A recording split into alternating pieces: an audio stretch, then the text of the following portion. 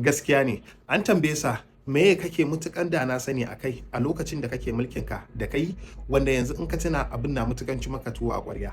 Buɗe bakin sa ko sai ya ce ƙasar Libya. Obama is reflecting on the past 8 years in the White House. Speaking with Fox Network anchor Chris Wallace, he was asked what he considers his worst mistake as president. Probably failing to plan for the day after what I think was the right thing to do in intervening in Libya. The president's referring there to the capture of Libyan leader Muammar Gaddafi. Although President Obama says he thinks the intervention went as well as it could have, he views Libya today as a mess. Watan yana mutukan da na sanin abin da suka yi a ƙasar Libya. Wane wannan maganar kuwa shine Barack Obama.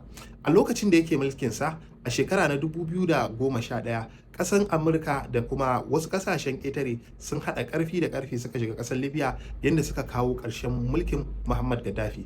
Ganin yadda suka kawo ƙarshen mulkinsa kuma suka bar ƙasan a cikin halin ha'ula'i, wanda yanzu ƙasar Libya ta kasance ɗaya daga cikin mugayen ƙasa wanda za ka shiga ka haɗu da 'yan ta'adda fiye da inda kake tunani. Wannan har yanzu ba iya sasanta ƙasan ta zauna yadda yake da ba, ko kuma a samu gwamnati guda ɗaya mai ci a ƙasar, saboda wasu gefen 'yan ta'adda ne, wasu gefen gwamnati ne take mulkansu.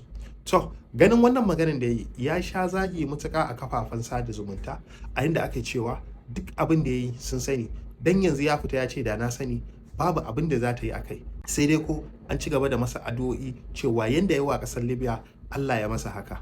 To in ba ku manta ba, abin da suke kokarin yanzu su yi kenan a ƙasar Burkina Faso, kuma insha Allah ba dai ba su sa'a ba. Allah ya samu